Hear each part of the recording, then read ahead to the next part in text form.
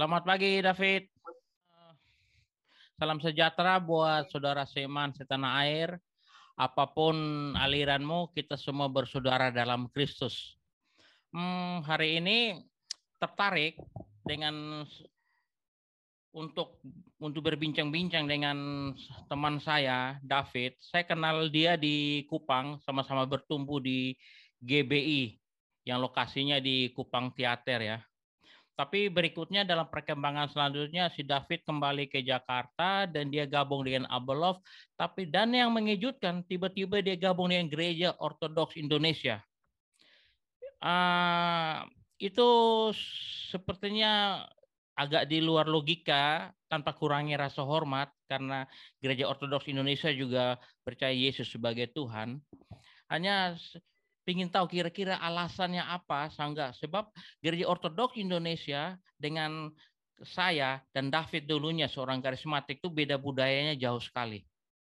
Ya, jadi ini pasti ada alasan yang fundamental dan penting. Terima kasih buat kesempatannya. Ini kan kita udah kenal lama, lalu terus tiba-tiba hilang dan tiba-tiba pas ketemu ya saya sudah berjenggot.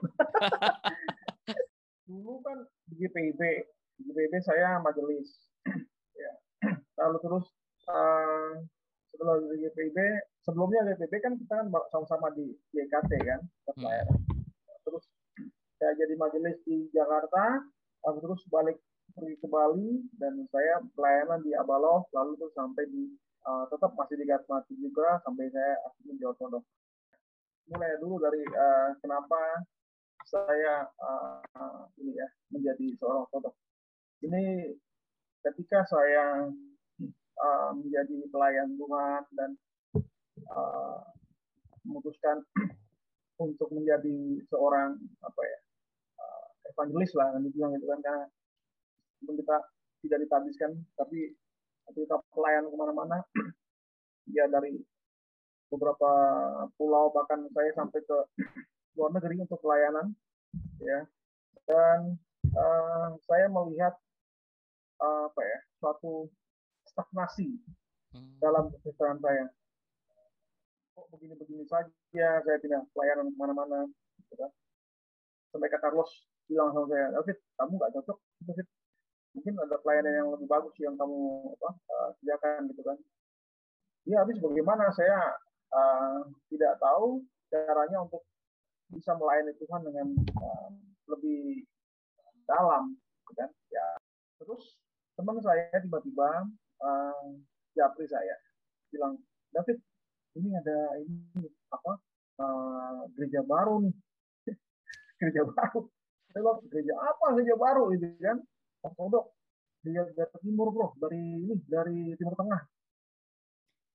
Namanya Ortodoks. Wah, ini pasti kolot, ini pasti aneh ini kan, namanya Ortodoks.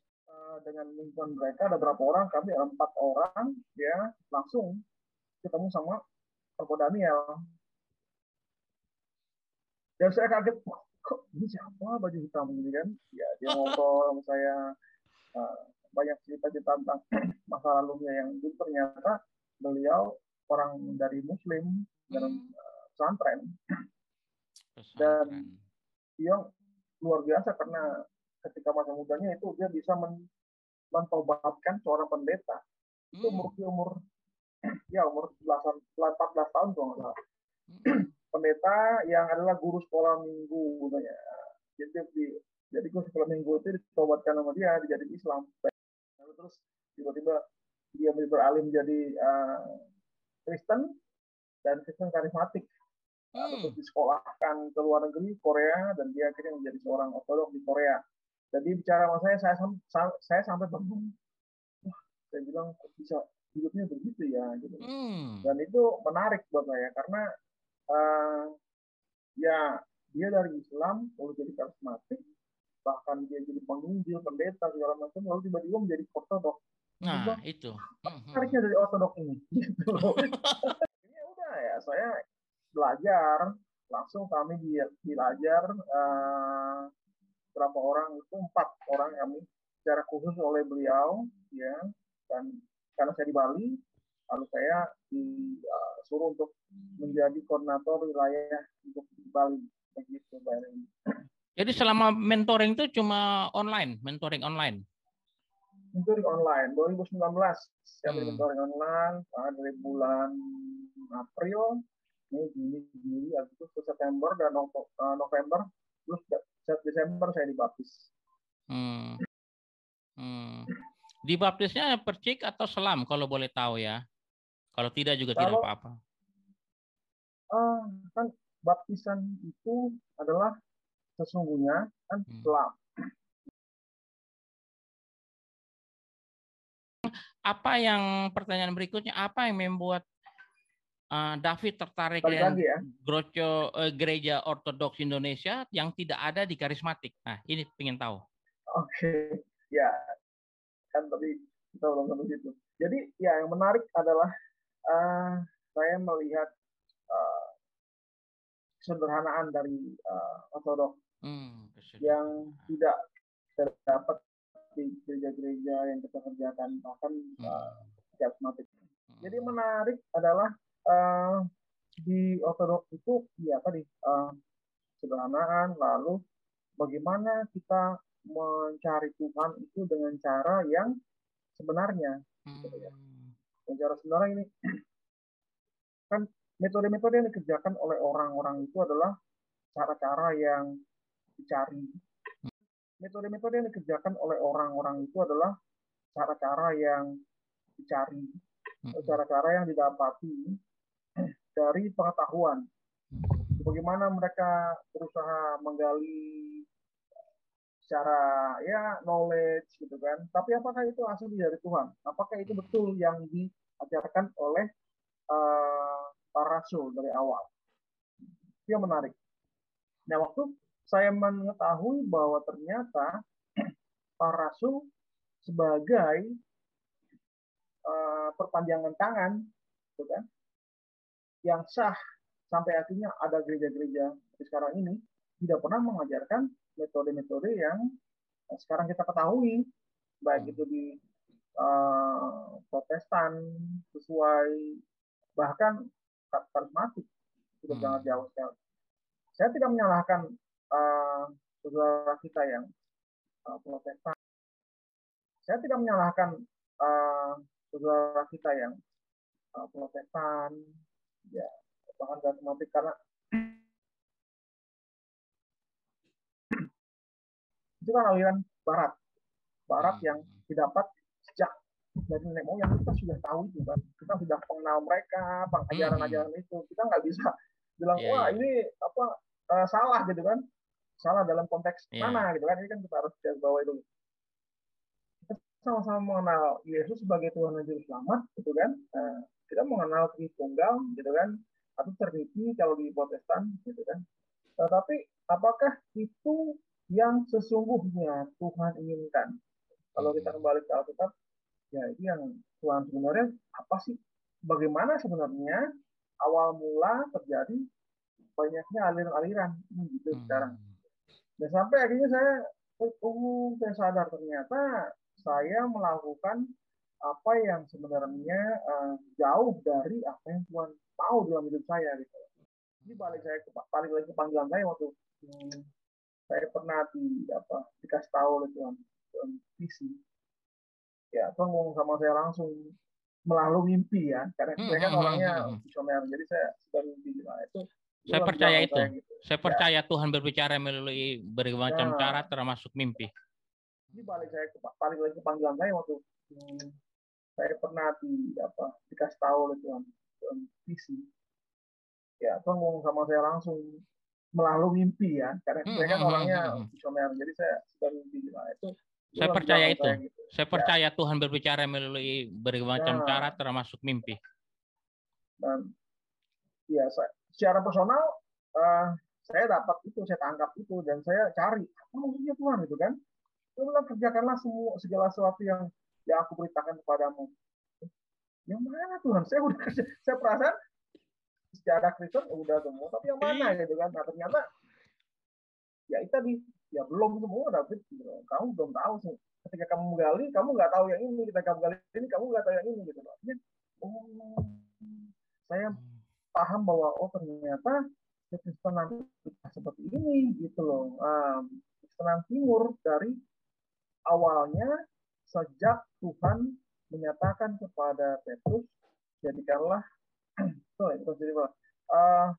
berikan Petrus ya, yang dia bilang begini. Ya lanjut aja, enggak apa-apa. Ya, pokoknya tentang didirikanlah gereja, gitu kan? Nah, gereja secara personal, dia satu tunggal, bukan gereja rangkap atau gereja, banyak gereja. Dan ketika itu Petrus tangkap dan dia dikasih kunci di kerajaan sorga, nah itu apa yang kau buka di bumi terbuka di terbuka surga, dan apa yang kau tutup di surga tertutup di bumi, gitu kan? Nah, itu ya. Jadi sebenarnya saya sampai pada tahap bahwa oh ternyata itulah yang seharusnya saya kerjakan. Dan kamu merasa bertumbuh di sana, berbahagia di situ. Puji Tuhan itu. Karena saya mengalami banyak sekali perubahan ya, dari bagaimana konsep kekristenan itu, lalu terus kan secara banyak hal ya yang saya nggak ngerti dari tentang kita ya. Terutama bagaimana perubahan batin kita gitu, secara jiwa, ini kan ada banyak sekali yang wah kalau cuma sekedar menyembah lalu angkat tangan, saya merasa bahwa itu simpel gitu loh. Karena sebenarnya Tuhan nggak ajar begitu. Nggak ajar begitu ya. Coba kita di Alkitab, apakah Tuhan pernah mengajar kita untuk kita? Enggak. Nah itu, lalu tuh apa yang Tuhan ajarkan sebenarnya gitu loh. Yang Tuhan ajar ya sebenarnya kita mencari Tuhan dengan cara yang benar gitu loh. Nah ini kita kembali ke laptop dulu. Ini apa? Jadi selama 2 tahun ini, selama gabung ini Ortodoks Indonesia, kamu merasa bertumbuh ya, damai sejahtera, full gitu ya, dibaharui gitu ya. Oke, itu selamat David. Artinya kamu sudah ketemu keluargamu, keluarga dalam Kristus, dan apapun pilihanmu, kita sama-sama saudara dalam satu tubuh Kristus. Oh iya, Pak. Itu luar. Apakah Gereja Ortodoks Indonesia pakai Alkitab yang sama seperti yang kita pakai Protestan atau Katolik atau kombinasi? Ya, kalau sebenarnya kita ini repotnya ya di Indonesia, kita tidak punya terjemahan lain selain LAI kan gitu. Nah, kita masih gunakan hal itu, tapi pun tetap kayak Mazmur kami pakai Septuaginta. Oh, Septuaginta. Isinya sama seperti Septuaginta itu kan 5 Alkitab Musa bukan? Dia itu kitab yang lebih dahulu jauh sebelum ada Masoret. Masoret yang dipakai oleh kita sekarang, oleh orang Protestan, Katolik. Itu Masoret. Septuaginta ini ya. Saya ingin belajar banyak juga. Iya, karena Septuaginta itu pernah dihancurkan gitu loh. Jadi kisahnya agak panjang juga, nanti kalau memang nanti mau saya infokan mungkin ya. Nanti kalau ada, jadi Septuaginta itu ada kitab Musa. Kitab Musa itu ada 5 kitab ya kan, biasa. Lalu ada kitab sejarah. Nah, kitab sejarah ini ada ya kita tahu semua lah. Cuma ada nanti ada bahan Tobit, ya, Judit, Esther, dan tambahnya itu 1, 2, 3 Makabe. Nah, itu. Lalu itu ada kitab sastra. Nah, kitab sastra ini ada biasa Ayub, ada Mazmur, lalu ada juga doa Manasye, Amsal, itu kebijaksanaan Allah, dan Yesus bin Sirah, dia nggak ada gitu. Lalu itu sudah kitab para nabi. Nah, kitab para nabi ada semua sama. Lalu juga tapi ada ini dan setelah itu ada kitab-kitab dari Yesaya dan Yeremia, Ratapan, Baruk. Ini nggak ada kita. Surat Yeremia, Yeskiel, Daniel, dan tambahannya lagi, tambahannya itu ada beberapa tambahan. Di Mazmurnya juga, kalau itu kan Mazmur 150, ya kan? Nah, kalau di kitab ini 151 ya. 151. Ya. Tapi itu memang benar-benar yang ayat ke pasal 151 itu ditulis oleh Raja Daud juga ya? Iya, karena ada beberapa masalah yang akhirnya kitab itu dihilangkan di Alkitab sekarang. Gitu. Banyak masalah-masalah yang terjadi ketika terjadi skisma perubahan itu, akhirnya sebelumnya juga sudah masalahkan itu. Nah, akhirnya banyak hal yang diubah gitu. Nanti kalau itu ada kok, dia punya pembahasan khusus tentang perjanjian lama. Kebetulan saya lagi belajar juga. Lalu ini apakah itu ibadahnya lagu-lagunya pakai lagu-lagu Latin, lagu-lagu Yahudi, atau lagu Protestan, lagu karismatik, lagu pop, atau kayak apa tuh? Oh gitu. Kalau lagu atau biasa kita bilang namanya chatting, chat, ya itu chatting itu kita lagu-lagu yang udah umurnya tua banget ya, jadi nggak pakai ya, bahkan yang di Jumat tuh nggak ada lagu itu, baru tahu juga lagu-lagu buatan Jerman tahun paling tua kalau nggak salah 16-an ya. Itu wah, ini kalau yang lagu kita mah di bawah jauh tahun 2000-an tahun yang lalu lah. Itu diterjemahkan bahasa Indonesia atau masih Latin? Nah ya ada kok terjemahan Indonesianya, tapi lebih hikmat ya kalau kita pakai lagu-lagunya. Maksudnya suara lagunya asli mereka dari Yunani itu bagus sekali. Lebih enak lah. Kayak Akibatnya ya tentang Bunda Maria. Bunda Maria. Saya lihat wanita-wanitanya tuh sebagian ada yang pakai jilbab. Itu kenapa tuh? Nah, itu balik lagi ke ini. Jadi tentang kerudung atau matila, ya matila kerudung itu adalah budaya Timur Tengah yang disadur oleh orang-orang Arab kan gitu kan. Sebenarnya itu kan budaya Kristen. Jadi sebenarnya itu memang sudah dilakukan oleh mereka dari zaman dulu. Kalau zaman dulu ketika kita baca di Alkitab aja lah, tertulis bahwa wanita itu berkerudungkan, gitu kan, rambutnya, gitu kan.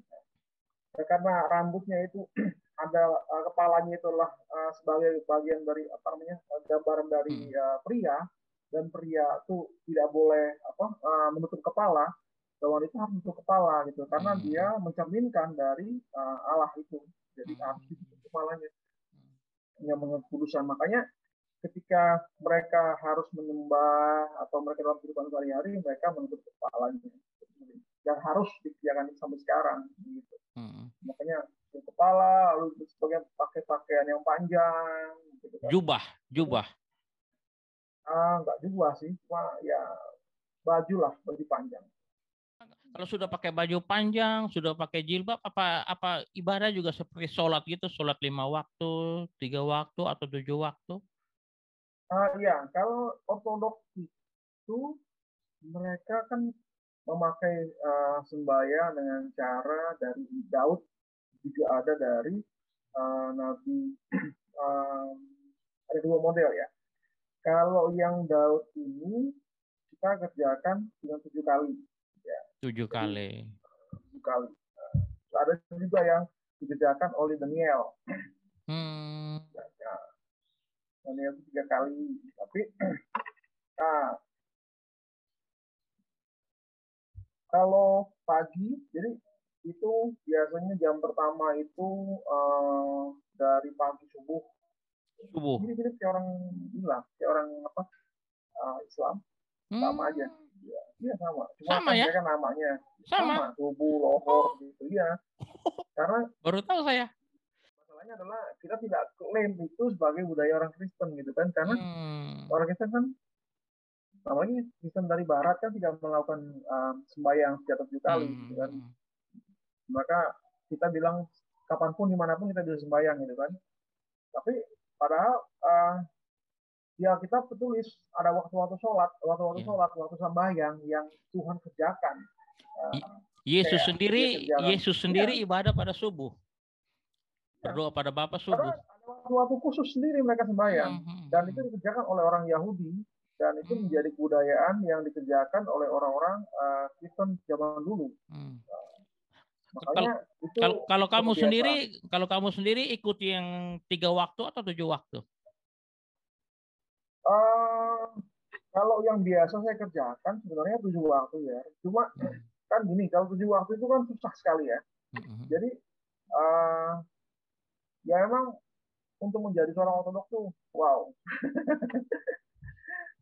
gak gampang. Dan tuh aduh ngeri, saya gimana ya, waduh, kita biasa dengan gaya yang semau maunya gitu kan. Iya, gaya pop, gaya kota semau Dan itu maunya.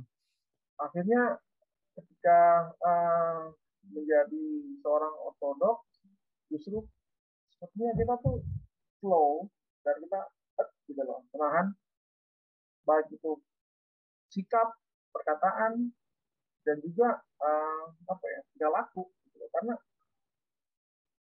apa yang kita kerjakan ini bukan lagi apa ya, benar-benar yang harus mencerminkan Tuhan ya. Menjadi anak Allah kan bukannya suatu hal yang ini apa, bukan gambaran-gambaran, tapi kita betul menjadi seorang anak Allah dengan cara yang memang Tuhan wajibkan, haruskan gitu kan. Kalau kita menjadi seorang Kristen, artinya itu menjadi anak Allah gitu kan. Ya. Pernah salah-salah. Tapi kalau kamu bisa, walaupun sulit, tapi kamu bisa melakukan 7 waktu itu luar biasa, David, karena 7 waktu pun itu kamu khususkan untuk Tuhan. Wow, itu luar biasa. Daripada banyak orang lain yang mengatakan seluruh waktu untuk Tuhan, tapi sejam pun dia tidak berdoa kepada Tuhan dalam sehari. Ya, dan uniknya Pak ya, doanya ortodok itu, satu kali doa itu 1 jam. Wow. Ada pertanyaan baru lagi. Kalau ada buku doa, apakah di Kristen Ortodoks itu doanya dihafalkan atau bebas secara pribadi dari hati?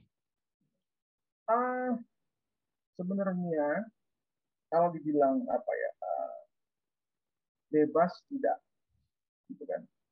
Jadi tapi ada doa secara pribadi, kita mau doain seperti apa. Tapi gini, apa sih kita gitu loh. Doa yang tertulis itu doa bukan doa yang baru. Doa yang sudah dikerjakan oleh bapak-bapak gereja ribuan tahun lalu, dan mereka hidup dibenarkan Tuhan, dan mereka hidup kudus dilayakkan Tuhan, dan mereka menjadi seorang apa ya, ya kalau dibilang orang-orang suci kan. Kenapa mereka dibilang bapak gereja, pendiri-pendiri gereja ini bapak gereja, orang-orang suci, dan mereka melakukan doa-doa ini bukan doa-doa baru, bukan doa-doa yang diciptakan baru kemarin atau dengan gaya kita yang karismatik ya. Di doa yang sudah didoakan, dikerjakan ribuan tahun, masa kita mau bikin baru lagi. Tapi tidak ada larangan kan kalau mau doa ngobrol dengan Tuhan di luar konteks buku itu. Kalau saya gini, saya merasa nggak layak untuk bicara dengan cara saya. Karena gimana ya, saya masih sangat jauh dari, dan saya berdosa sekali ya. Itu saya bicara dengan Tuhan yang wow, itu kan. Nggak kebayang gimana megah dahsyatnya, dan siapa saya untuk saya bicara dengan segitu gampangnya gitu loh. Ini memang masalahnya gitu, karena kita berusaha mendekatkan diri kita sama Tuhan dengan cara yang kita tahu. Tapi apakah Tuhan mau gitu kan?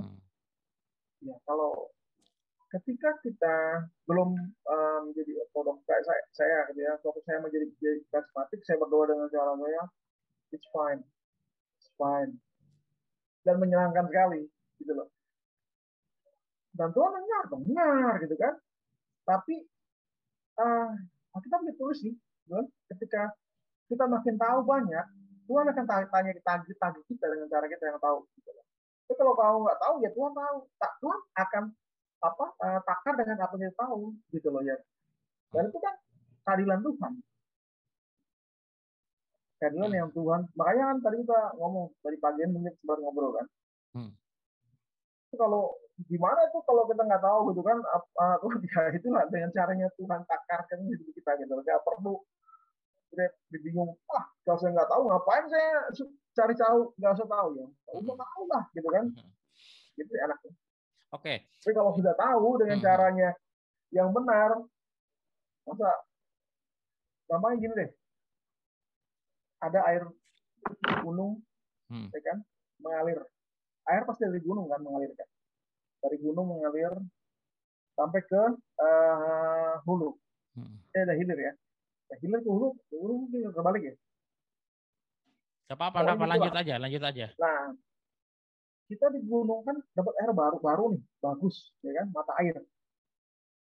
Kita minum mata air. Masa kita mau minum air di bawah yang sudah jelas udah berapa banyak apa yang dikerjakan orang gitu kan, juga nggak tahu air apa itu. Iya. Ibaratnya begitu Pak ya. Jadi ketika saya sampai di gunung dan minum air ini, pengetahuan yang Tuhan kasih, saya nggak mungkin lah, itulah saya minum di bawah aja enggak. Jadi itu yang saya dapat gitu loh. Karena nggak mungkin saya melepaskan lagi yang saya sudah dapat untuk saya mencari yang lain. Oke, pertanyaan berikutnya, apakah dilakukan perjamuan juga di Gereja Ortodoks Indonesia? Perjamuan suci, roti, anggur. Perjamuan kami lakukan tiap minggu. Wow, luar biasa ya. Ini namanya Ekaristi. Dan itu sebelum Ekaristi, Sabtu itu kami berpuasa. Puasa, ya, itu puasa yang betul-betul puasa.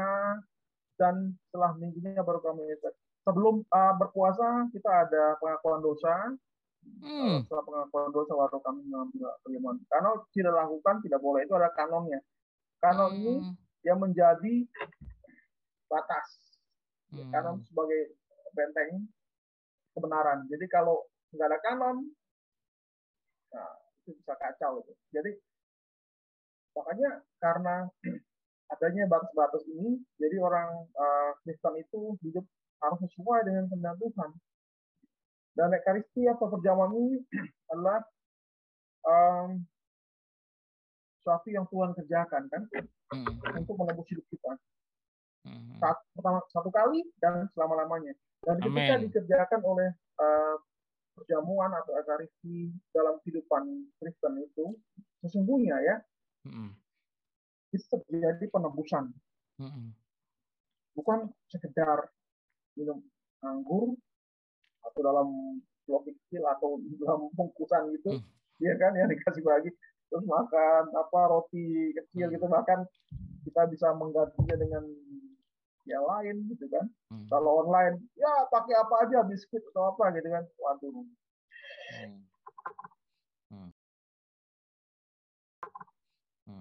Oke, sekarang pertanyaan berikutnya, kalau di gereja Ortodoks itu nyanyinya pakai alat musik biasa ya, band, piano, organ gitu, nggak ada ya? Tidak jadi ada. Seperti paduan suara akapela begitu? Ya, kita menggunakan suara. Oke.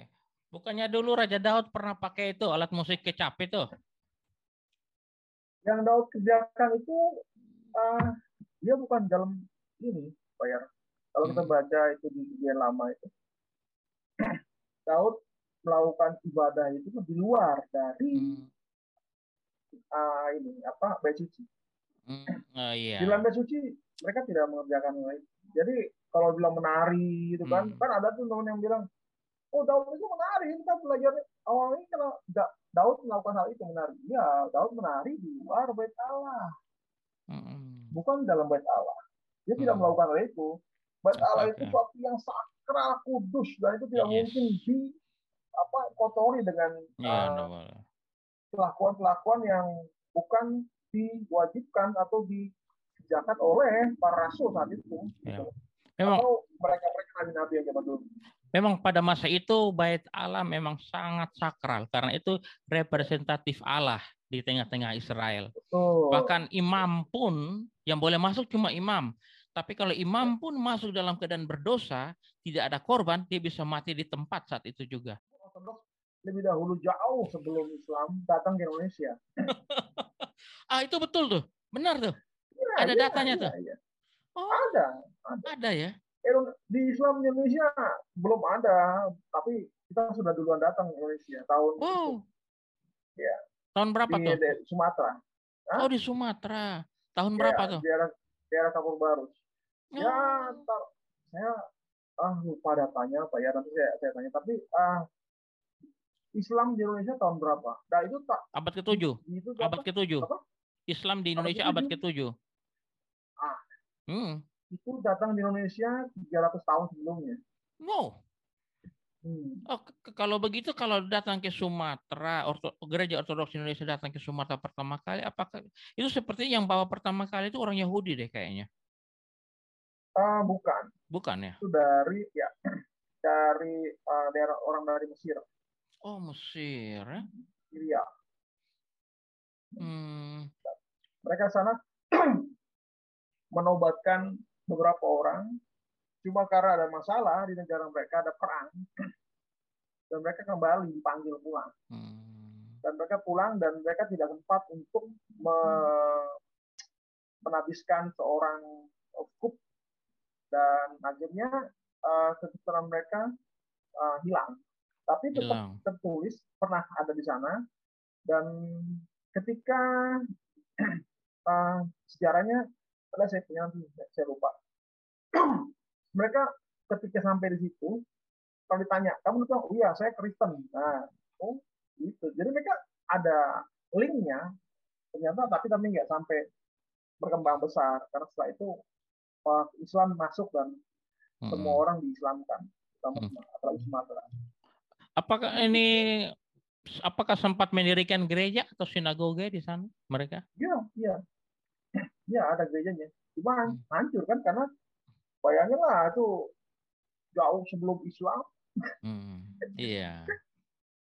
Pertanyaan berikutnya, karena Gereja Ortodoks Indonesia mengakui Trinitas, apakah karya-karya Roh Kudus juga diakui dalam kehidupan berjemaat? Jelas, jelas. Itu kan Jelas ya. Roh Wow. tetap masih mengerjakan pekerjaannya, gitu kan. Mm-mm. Setelah Yesus naik ke surga, Tuhan mewakilkan dirinya dengan Roh Kudus. Tapi tetap itu kan karya-karya tetap berjalan sampai Mm-mm. hari ini. Oke David, luar biasa. Saya berdoa kamu tetap bertumbuh di sana dan tidak ada, Oke. dan pada hari ini clear semua dalam pertanyaan dalam hati saya dan pikiran saya bahwa tidak ada perbedaan signifikan Gereja Ortodoks Indonesia dengan Gereja Protestan maupun dengan Gereja Karismatik, yang ada cuma budaya. Karena hal-hal yang paling prinsip seperti Trinitas, baptisan, perjamuan suci juga telah dilakukan. Oh, satu lagi. Ini tempat ibadah Gereja Ortodoks Indonesia disebut sinagoge atau gereja? Parokia. Parokia ya. Ya. Parokia. Apa parokia? Lebih mirip Katolik ya. Iya, karena kita punya ini kan, punya link yang sama, link Hmm. rasulia yang sama, jalan yang sama. Cuma adalah masalahnya ketika tahun 1054 mereka memisahkan diri dari Ortodoks. Arah Hmm. besar Kristen itu terjadi, dan akibatnya tahun 1517 Protestan muncul, dan akhirnya sampai Ya, sekarang sampai sekarang. dengan 53.000 aliran baru yang muncul. Berapa? 5.000? 53.000. 53.000? Ya, Wow, luar biasa ya. bayangkan saja. Hmm. Hmm. Makanya paniknya seperti apa gitu kan? Ini Hmm. kacaunya dunia Kristen ketika harus kembali pada yang kebenaran gitu kan? Hmm. Nah, ini yang Hmm. ya bagaimana caranya untuk kembali ya, harus yakin lah bahwa Tuhan kan sudah merancangkan hal itu. Jika di Petrus itu Tuhan panggil Petrus untuk dirikanlah gereja di Batu Karang dan alam maut tidak akan menghancurkannya. Itulah sebenarnya tujuan Tuhan. Yang sekarang masalahnya adalah gereja bukan lagi gereja yang Tuhan inginkan, satu. Yang kedua, alam maut menguasainya. Itu Pak ya. Ya masalahnya. Jadi ya kalau alam maut menguasai ini loh, banyak sekali perpecahan terjadi, banyak sekali kehancuran terjadi. Ya kita nggak bisa tutup mata ya. Itu yang membuat sekarang makanya orang nggak sesuai satu bikin gereja baru, orang nggak sesuai dogma ini bikin gereja baru. Akhirnya gitu. Itu yang membuat perpecahan. Nah, kalau pecahan asalnya dari mana? Ya. Asalnya kan dari iblis. Ya, makanya ketika Yesus masih ada di bumi pun, dia sudah gini, ingat hati ragi, ya kan, jangan seperti perpecahan. Ya karena Tuhan udah tahu bahwa akan terjadi perpecahan dan banyak nabi-nabi palsu. Itu zaman Yesus masih udah muncul kan. Orang pun Yesus tanya sama murid-muridnya, menurut kamu siapa aku? Ya kan? Dan murid-muridnya tak jawab apa. Ada yang bilang Elia, ada yang bilang Nabi, ada yang bilang Yesaya. Bayangkan, apa itu masalahnya? Kenapa? Karena saat itu pun sudah banyak nabi-nabi palsu. Itu zaman Yesus. Yesus ada di bumi loh. Bukan Yesus nggak ada, Yesus ada di bumi. Oke David, kalau soal perpecahan saya punya pandangan sendiri, tetapi hari ini saya sudah dapat gambaran tentang Gereja Ortodoks Indonesia bahwa tidak ada perbedaan signifikan ya. Dan apapun keputusan kamu dan dimanapun kamu bertumbuh, saya berdoa kamu sukses di sana dan kamu adalah saudara saya dalam Kristus. Oke, nanti tapi bincang-bincang kita belum stop sampai di sini. Kita masih ada sesi kedua ke sesi ketiga. Kita cari topik-topik yang menarik dulu ya, biar bisa menjembatani antara orang-orang anak paham karismatik, Protestan, dan Ortodoks. Oke, terima kasih David. Tuhan memberkati.